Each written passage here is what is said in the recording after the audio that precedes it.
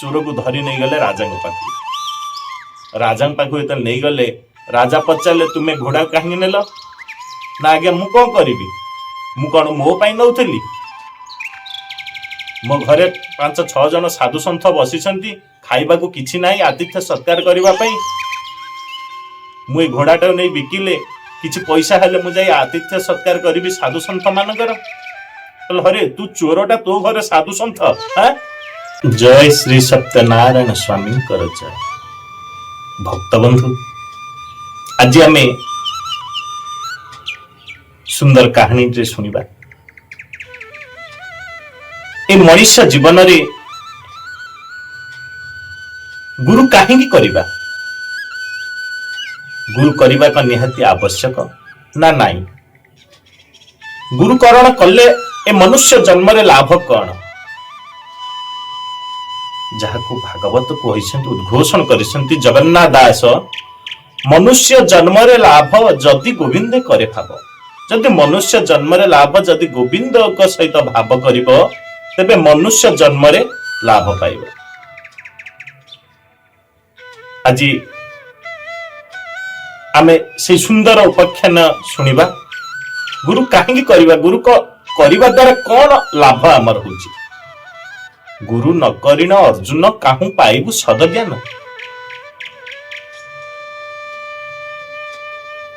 तेणु गुरु न कले लाभ कौन गुरु करिले लाभ कौन आज से विषय आम सुंदर उपाख्यान शुणा गोटे गाँव जने चोरटे थिला तार काम होची चोर वृत्ति करिबा चोरी करी आनी तार परिवार पोषण करे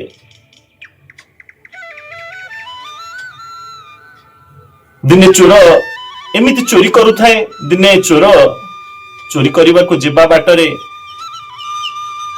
गोटे स्थान रे सत्संग होता है ये सत्संग द्वारा से शुणिला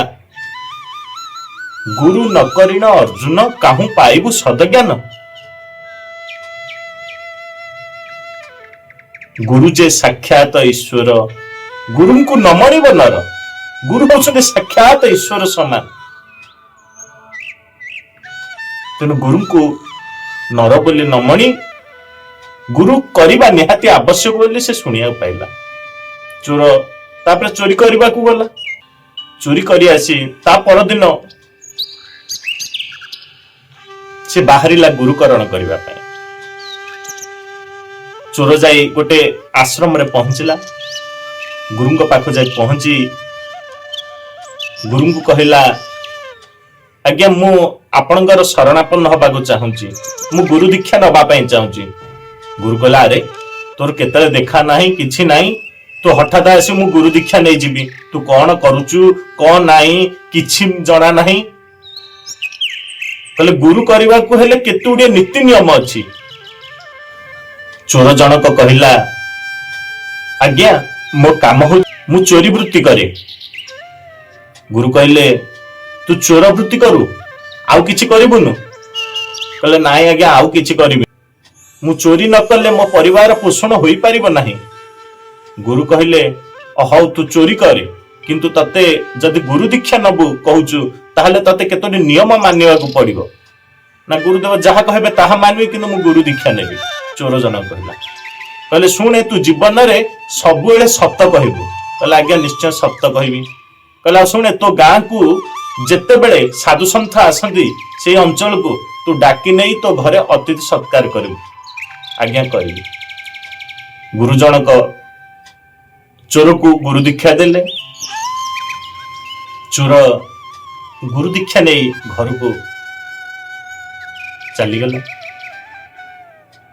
चोर से प्रकार चोर वृत्ति करे हेले सब बेले सत हुए गुरु कहिसंती गाँ को जिते बेले साधु सन्थ आसबे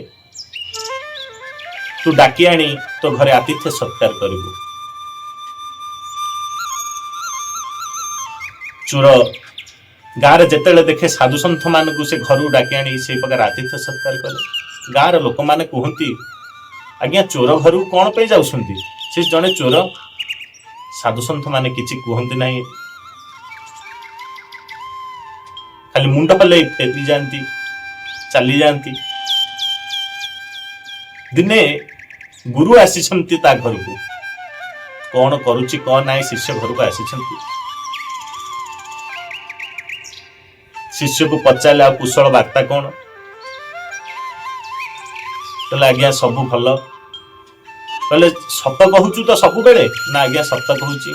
ना, जुआडू जहाँ साधु सन्थ माने जो आड़ू आसुचंती तू समस्त की आतिथ्य सत्कार करुचु घर को डाकी आनिकी तो ना, आज्ञा करुची।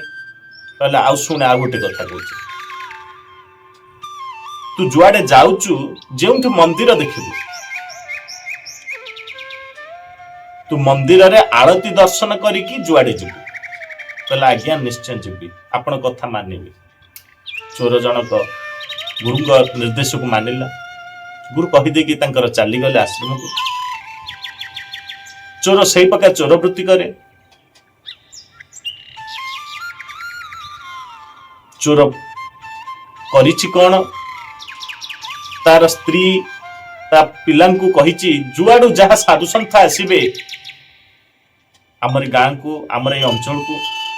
समस्त डाकी आनी साधु सन्थ मान घरे आतिथ्य सत्कार करबा पई। हेले चोर जो चोर वृत्ति करे तार दिने हठात देह खराब होला, सी आ चोर वृत्ति करबा को जाई पारि नाही। एई प्रकार 8-10 दिन खंडे सज्जारे से पड़ीछि, ता देह बहुत खराब होईछि। चोर ता पुओ को भी कहिछि, ता स्त्री की जेहेतु कहिछि, हेले कोन होईछि ना सेई गाँ को 5-6 जन साधु आछंती। पुओ गाँ दांडे बुलू थाए, बाप तो कहिछि जोठू साधु सन्थ आसंतु घर को डाकी आनी आतिथ्य सत्कार करबा पई। से चोरर पुओ साधु सन्थ मानु डाकी आनी घर को माँ को कहिछि, माँ साधु सन्थ माने आछंती। चोरर स्त्री देखिला तले साधु सन्थ माने आछंती, हेले घरे नाही किछि आतिथ्य सत्कार करबा पई। जाइकी स्वामी को कहला, कहला साधु सन्थ माने आसीछंती घरे किछि नाही। चोर उठी पड़िला, कहला किछि व्यस्त हो ना, मु आसुची, तू गोटे काम करे साधु सन्थ मानकर पाद धोई दिए आउ तांको पानी हका देकी आतिथ्य जहाँ अछि किछि सत्कार करता। यह चोर कहि देई कि चली गला राजांक घोड़ाशाल को। राजांक घोड़ाशाल गोटे घोड़ा धरी डिया मारिकी जेतले आसीची, आसीबा बाटरे पड़ीची गोटे मंदिर। गुरु कहिसंती मंदिर जोठी देखिबु आरती दर्शन करिक आसीबु संध्या समय। तेनु चोर कला कण, घोड़ाटा को बांधी देकी मंदिर बसीची आरती दर्शन करुची। आरती दर्शन जेतले करुची, हेले घोड़ाशाल घोड़ा आनची राजांक घोड़ाशाल। राजा भी राज कर्मचारी मान पठे खोजा खोजी चलची। राज कर्मचारी माने जेतले आछंती सेई बाटे देखिले, अरे ये तो राजांक घोड़ा। से घोड़ा पाखे छिड़ा होइछंती। जेतेबेले चोर जनक आरती दर्शन करी मंदिर रु जेतेबेले आसीची घोड़ा पाखकू, कहले रे तू ए घोड़ा कोठु आइलु ना, मु राजा भवन रु आइली। एटा राजांक घोड़ा तू काहे आइलु? तो कहला मु आइली कोनटा हिगला, मो घरे साधु सन्थ बसीछंती, खाइबा को किछि नाही, मु घोड़ाटा ने बिकिले किछि 2 पैसा आनले साधु सन्थ मान को सत्कार करबी। ये जेतेबेले एही प्रकार ताऊ देखेला चोर, चोर को धरी नहीं गले राजा पाखु। राजा पाखु एत नहीं गले, राजा पचारे तुम्हें घोड़ा कहीं नेल ना? आज्ञा मु कौन करी, मु कौन मो पाई नौथली? मो घरे 5-6 जन साधु सन्थ बसीछंती, खाइबा को किछि नाही, आतिथ्य सत्कार करबा पई मु ए घोड़ाटा नहीं बिकिले किछि पैसा हेले मु जाई आतिथ्य सत्कार करबी साधु सन्थ मानकर। हरे तू चोरटा, तो घरे साधु सन्थ? हां ए राज कर्मचारी मान को कहले, गल देखिके आसीबो ये सत कहूची ना मिछ कहूची। राज कर्मचारी माने से चोर घर को जाई देखंते, जेतेले देखिले 5-6 जन साधु सन्थ बसीछंती, राजा को आसी जनइले, आज्ञा 5-6 जन साधु सन्थ बसीछंती। राजा आश्चर्य हले, अरे आमे राजभवन करिकी राज्यर रजा होइकी आम पाखु आसुना चोर घरे गाँव लोक मान भी बुझिला बेलू गाँव लोक मैंने कहले आज्ञा ता घर सब साधु सन्थ मैंने जाती राजा को से कथा भी जन राजकर्मचारी मैंने राजा चोर को छाड़ी दे संगे संगे घोषणा कले राज्य को जेते साधु सन्थ माने आसीबे ए अंचल को तांकर आतिथ्य सत्कार करिबा पई तांकर सेवा करिबा पई जहा दरकार राजमहल रु सबु जिनिस ताकू जोगाई दिया जिवो आउ राज्य रु किछि अंश ताकू वर्तमान दान करि दिया जाऊ चोर को से प्रकार सब दान दिया करि दिया गला भक्त बंधु आपण मान चिंता करंतु चोर घरे साधु चोर किछि जाने नहीं धर्म कौन अधर्म कौन किछि से जाने नहीं केवल शुणा पाइला गुरु न करिन अर्जुन काहू पाइबो सदज्ञान जेपरी रुचु न रुचु खा पिता बुझु न बुझु पढ़ गीता आपण पाटी की रुचु बा न रुचु पिता खाइले देह पे जेपरी हित से प्रकार बुझ बा न बुझ भागवत गीता सदा बेले नित्य अभ्यास करबा हमर आवश्यक मनुष्य जन्म रे ठीक से प्रकार ए मनुष्य जन्म रे गुरु एकांत आवश्यक आज गुरुकरण कले बेली गुरुଙ୍କ कृपारु परवर्ती आ चौरवृत्ति छाड़ी से साधु सन्थ मानकर सेवा करी से भी जने साधु सन्थ हो जाइछंती से घरटी को वैकुंठपुर से करिछंती राजभवन रु सबु बेले से चोर घर को साधु सन्थ मानकर आतिथ्य सत्कार करबा पई से चोर घर को सबु जिनिस जोगा दिया जाइछि भक्त बंधु मनुष्य जन्म रे ई गुरुकरण करबा हमको एकांत आवश्यक गुरुଙ୍କ कृपा केते बेले हेबो ताहा कहि हेबो गुरुଙ୍କ कृपा केउ बाटे करी मिलिबो ताहा भी कहिबने तेनु करी कहैछि अज्ञान तिमिरंधस्य ज्ञानंजन शलाकया चक्षुर उन्मिलितम जेन तस्मै श्री गुरवे नमः अज्ञान रूप अंधकार रु ज्ञान प्रदान करिथांती गुरु काहे की ज्ञान प्रदान करथांती ना मुकम करोति बाचालम पंगु लंघयति गिरि जत्कृपा मतम वंदे परमानंद माधव से गुरुଙ୍କ आशीर्वाद रु मुक भी वचन कहि पारे पंगु भी वन पर्वत चढ़ी पारे तेणु गुरुଙ୍କ आशीर्वाद जेते बेले हे जीव भगवान निश्चय मिल जीव किंतु जीवन जदि गुरु न करिथबा सेति पे कहंती कृष्ण रिष्ट हेले गुरु राखी तो पारे गुरु रिष्ट हेले कृष्ण राखी तो न पारे आमे संसार भीतर जदि भगवान को पाखरे किछि अपराध करि दैछि गुरु जदि करिथबा गुरुकरण करिथिबा ताले गुरु ही रक्षा करि देबे कृष्ण रिष्ट हेले गुरु राखी तो पारे जदि भगवान पाखरे किछि अपराध करि जे तेबे ताले गुरु रक्षा करि देबे किंतु गुरु रिष्ट हेले कृष्ण राखी तो न पारे जेतेले गुरु रिष्ट ही जिबे तेतेले भगवान भी रक्षा करि पारिबे भक्त बंधु भगवत राज्य पाई श्री चैतन्य महाप्रभु उद्घोषण कले तृणादपि सुनिचन तरोरिबा सहिष्णुना अमानिना मान देन कीर्तनिया सदा निजको दैन्यता हो जिबा दरकार तृण हो जिबा दरकार दुब हो गले भगवान को सेवा रे लागिबा आ जदि दारू होबा को इच्छा करबा भगवान के अरे तू तो दारू मु आ तोर कथा कोन बुझिबी तेणु भगवत राज्य को प्रवेश पाई मूल चाबिटा होउची विश्वास दरकार गुरु जहाँ कहते से गुरु प्रदत्त मंत्र को आमे जदि नित्य निरंतर जपिबा मन बुद्धि चेतना सहकारे ताले मनुष्य जन्मटा सार्थक हम से ठाकुर अभिराम परमहंस कहते सदा अभिराम नाम भजारे मन छिड़ब त्रिगुण माया हेबु निष्काम। आसंतु आमे से भजन को सुनिबा। सदा अभिराम नाम भजारे मन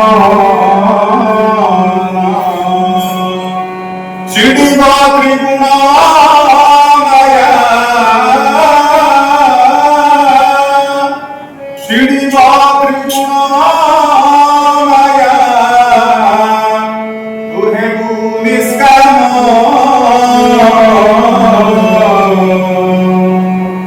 सदा अभिराम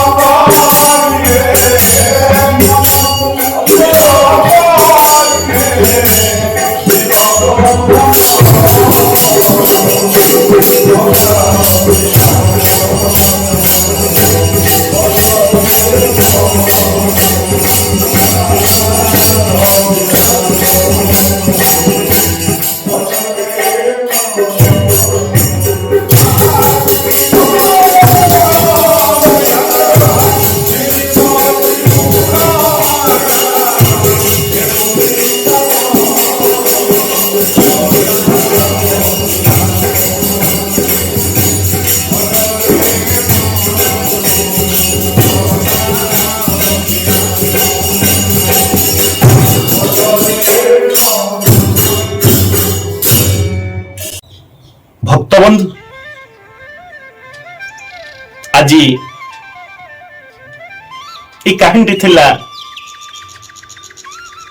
ଚୋର ଘରେ ସାଧୁ। ତେଣୁ ଗୁରୁଙ୍କ କୃପା ଯେତେବେଳେ ଜୀବକୁ ହୋଇଯାଏ,